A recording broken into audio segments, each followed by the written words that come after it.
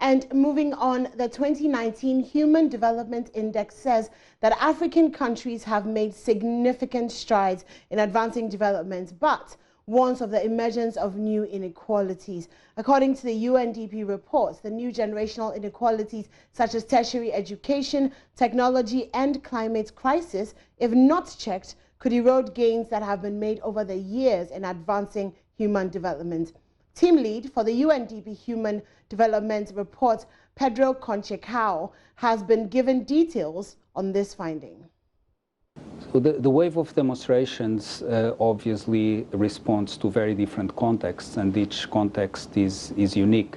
But there's a thread that runs across many of the protests, which relates to grievances about not feeling part or sharing fully in the benefits of economies that are growing or societies in which standards of living are improving very rapidly. And so what the report finds is that there is a new dimension, a new generation of inequalities in which those that are doing better seem to be pulling ahead.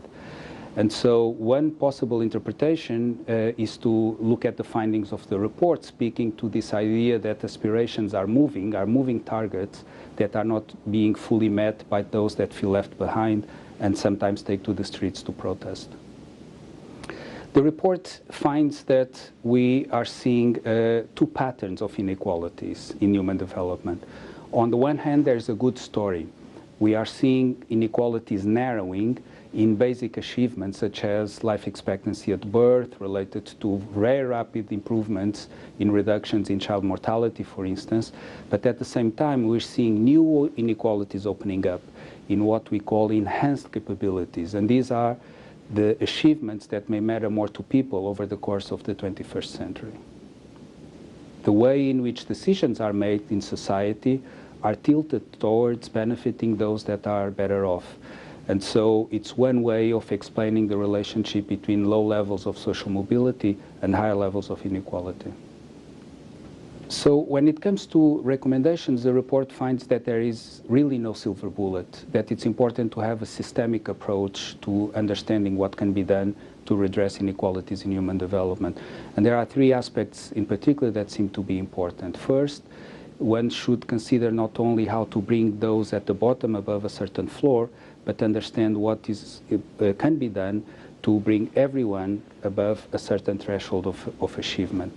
Secondly, that is important to understand the dynamics through which economic inequality interacts with political power in ways that can systematically tilt decisions against having shared and inclusive prosperity.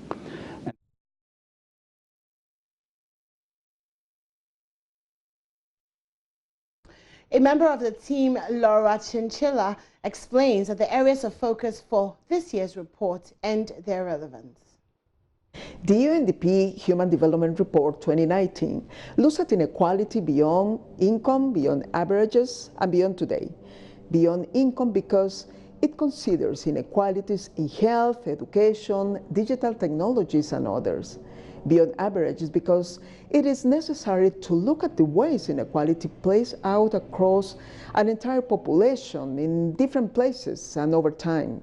And beyond today because it is very important to capture how inequality will interact with the two major shifts that will shape the 21st century: climate change and technological transformation. Let's get talking on the emerging threats and find some possible solutions. For the technology threats, I have Kobe Spikey Nkrumah joining us via Skype. Hello, Kobe.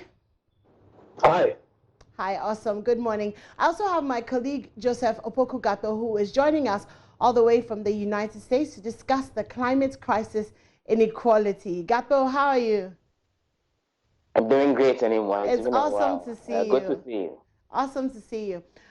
Okay, so gentlemen, how threatening is inequality in tertiary education to Ghana's education gains? Okay, but let me start with Spikey. Spikey, can you share with us the African situation as far as technology advancement is concerned? Okay, so as far as tertiary education is concerned, when it comes to technology, we know that technology plays a huge role in development. And considering education, people use internet to get a lot more education than they actually get in the classrooms nowadays. And we're looking at cost of internet going higher and higher, and the people who really need it the most, which is people in the tertiary institutions, finding it more difficult to be online. And if you're looking at this in, in a term of development, it's dragging us back. It's pulling us back, and it'll be very difficult for the people in the tertiary institution to catch up with those who have the technology and are ahead. Right. Spiky, just a few weeks ago, there was a campaign that was launched, hashtag Save Our Data. And we have been talking about the rising cost of data here in Ghana and possibly across Africa. How much of that contributes to the fact that a lot of our tertiary students are not finding enough money or not finding the internet accessible as much as they need to be able to compete on a global level with other students from other countries? So when you look at other students in other countries, they have the ability to get online. They're able to find information, at the speed of light, which is basically what the internet gives you. But in the case where we have the internet costing more than these kids, the youth makes, it's very difficult for them to catch up. Take, for example, that you need to watch a YouTube video on how to do something online, and you are limited because it's expensive and you can't download that video. You have to stream it. You can't buy the data. How much do these young people even earn? You understand? So it's a problem. And where internet is free, it's accessible, where they can access it at basically anywhere, in a car, in a bus, in a restaurant, in a coffee shop, you have internet. You can go sit at a coffee shop, have a cup of coffee, and then do your research. It gives that person an edge over you. So, yeah. I mean, apart from obviously the cost of data, is also access to the devices. So laptops, tablets, phones, those things are pretty expensive in our side of the world. And Yes. so even if we can do something about data, how do we actually, help them out in terms of the structures, the laptops, and the things that they need to be able to access information? Okay, so mentioned these devices are more expensive. People have to. They even don't even have them here. They find it difficult to get them. So, for instance, you're looking at getting the latest smartphone so you can do stuff on it, but it costs you an arm and a leg. And if you don't have rich parents who can afford to buy them for you, or if you don't have a good reason to own it, it becomes, difficult. And we're not even, sometimes we limit these things to just us in the capitals, like in Accra and Kumasi, but think about those who are in the more rural areas who don't even have the basic ones, who don't even see them. It's more difficult for them, and they are the ones who they're the ones who suffer the most because they have to compete with, first of all, the people in the capital who have exposure to these devices before they have to compete with those who are outside who have exposure to all of the technology. So that inequality gap widens when you bring those people into perspective. Right, Spiky, don't go. I just want to have a quick chat with Joseph as well. Joseph, you're away right now. What is it like in terms of, before I come to talk to you about climate change, what is it like in terms of data, in terms of accessibility to laptops, computers, for some of the students that you may have encountered whilst you're where you are? So to begin with, and the bit having to do with how technology plays out, even in the conversation around inequality. One thing that has been established and is evidence and data to show is that over the years, when it comes to the adoption of innovative technology, improved technology, whether in areas of academics and studies or in areas of agricultural production or when it comes to everyday lives and issues having to do with communication and all, the poor in society are usually the very late adopters when it comes to any form of technology that is introduced at any point in time. So chances are that when you get into communities that are relatively poorer and are more unequal compared to the advanced and urban areas and developed communities, the chances are the kind of technologies that are available to them are not as very much updated as those that you find in the rural areas. So then the issues that the report raised are virtually issues that have been around for God knows how many years now and we all know about. But then it's quite interesting that some focus is being placed particularly on dealing with inequalities when it comes to technological development and also when it comes to climate change broadly. But then the point remains that if the problems of inequality will be dealt with and dealt with appropriately, that conscious effort needs to be made to bridge that gap. Because if you'll be able to make the effort in terms of leapfrogging and jumping the steps to help bring the poorest in society to the level to where the richest in society find themselves currently, technology remains a very key component. And once we continue to allow for situations where those who are the richest are those who continue to benefit from the most advanced of technologies, while the poorest are lagging behind in getting access to them, then obviously inequality will continue to widen, and poverty in terms of dealing with it and ensuring adequate development of humans will remain a very big challenge. Okay, moving away from technology for a second, Joseph, you've done some work on climate change. Can you identify with the HDI findings and what is the real threat here? Especially because we know that Africa does not actually contribute that much in terms of the factors that are affecting climate change. And yet we're feeling the full brunt and in terms of the force of climate change here in Africa, here in Ghana as well. We've had a very hot season. It's been raining in a really funny sequence. And so we're definitely feeling it without actually contributing much to it. So that's the most sad part of the story, that the biggest emitters of greenhouse gases, the likes of the United States of America, the likes of China, were the ones who are bearing more than 70–80% of the fault when it comes to the problem of climate change, are feeling it a lot less. And again, it goes back to the point that when it comes to the real impact of climate change, the poor feel it more than all the other groups of people. So usually you'd find situations where those who are engaged in agricultural production, who you would describe as more like the hardest working group of professionals, are the most hard hit, because then they do their production, consume from the field. So when the rains fall, chances of them having storage facilities and storage areas in order to fall on are quite low, which is very much so problematic. Again, how do we deal with the problem? It's about a comprehensive approach. It's about an approach that says it's not those who are the loudest and those who are most politically active. It's not those who are demanding for the necessary inputs in order to deal with the problems who get it, but then conscious efforts are made to ensure that those who actually need the kind of technologies and the kind of support the most to deal with the impact of climate change are those who are benefiting from it. For example, in dealing with the challenges having to do with climate change, the problem of sea level rise has been a major issue. Recently in Ghana, we saw the inauguration being done for the construction of a sea defense wall in the Ningo Prampram area as one of the ways to deal with the problem with sea level rise, which is linked to climate change to a very large extent.